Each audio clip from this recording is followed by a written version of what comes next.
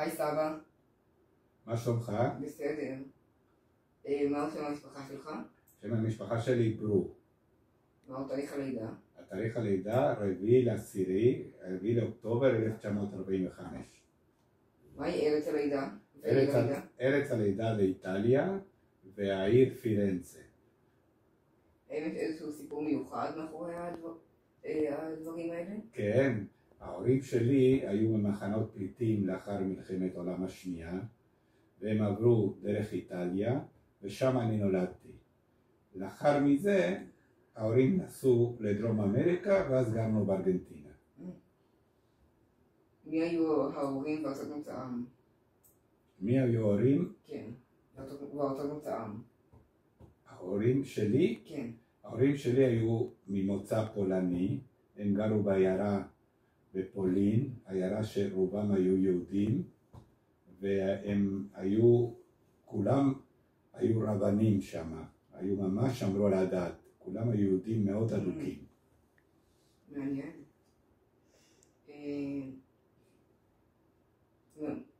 תתאר את ילדותך, איפה גדלת, למדת משחקים וחברים? כן, אני למדתי, רוב הנעורים שלי גרתי בארגנטינה, שם למדתי בבית ספר רגיל שלומדים כל הילדים, ואחר הצהריים הייתי לומד בבית ספר יהודי ולומד יידיש. זה מה שהיו לומדים שם. אחרי הצהריים היינו הולכים לתנועת נוער ציונית. מגיל צעיר הייתי בתנועת נוער ועד שהייתי בוגר, ואז עלינו ארצה. מעניין. עכשיו, אתה יכול להגיד את המסע, את הדרך ואת חוויית ההסתגלות החיים בארץ? את הדרך והתהגלות בארץ. כן, אנחנו בגיל 17, הדודים שלי, שבעצם היו ההורים שלי, למה גרתי אצלהם, הם החליטו לעלות ארצה בגלל שפחדו שאנחנו נתבולל שם ונתחתן עם לא יהודיות. אז החליטו שבגיל צעיר כבר נעלה לארץ, אז נסענו באונייה 30 יום עד שהגענו לארץ, למה אז לא היו מטוסים שהגיעו לארץ, וישר הלכתי לקיבוץ החותרים, בגלל שהייתי פשוט חניך של תנועת נוער, ורוב הגרים שהיו צריכים לעלות לארץ הגיעו לקיבוץ הזה. ושם פגשת את סבתא, נכון? ושם פגשתי את סבתא, בדיוק. עכשיו אתה יכול לתת חוויות מיוחדות מימי הנעורים, מתנועות הנוער, מוזיקה ותחביבים בגיל זה. מוזיקה למדתי רק כשהייתי קטן, למדתי כינור בארגנטינה. ולא אהבתי, אז הפסקתי, היה קשה מאוד.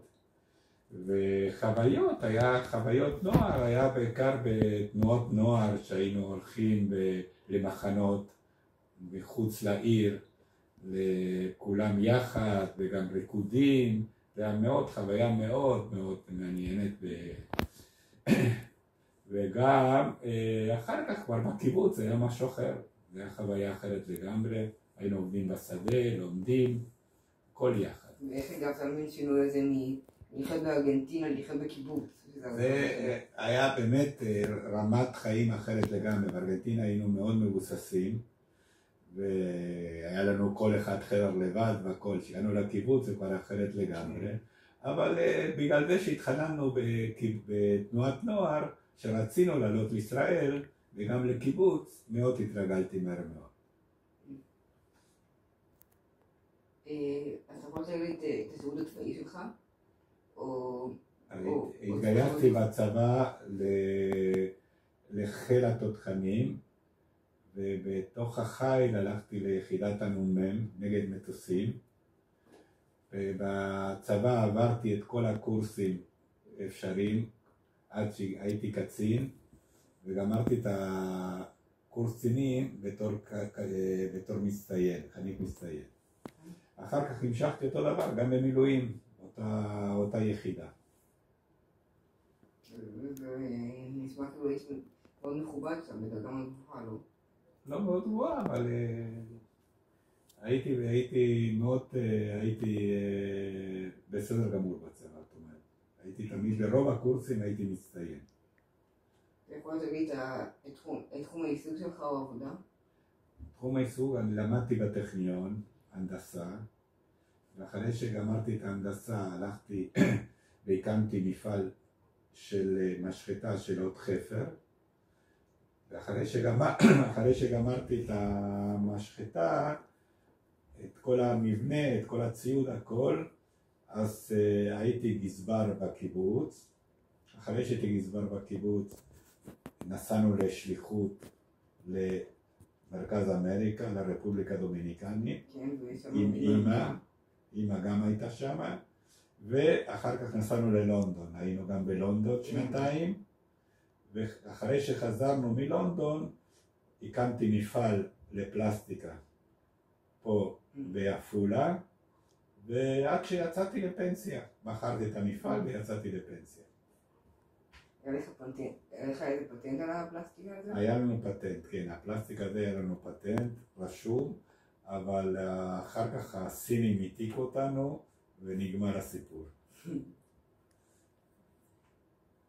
האם יש לך איזשהו תחביב מעניין? תחביב מיוחד, עכשיו למדתי להיות סקיפר ליאכטה ומאוד מאוד נהניתי, וכל פעם אני מחפש משהו אחר לעשות. האם יש איזשהו חפץ מיוחד שעובר בירושה במשפחה? לא, אין לי שום חפץ מיוחד ירושה. זה יכול להיות מתכון או כזה? לא.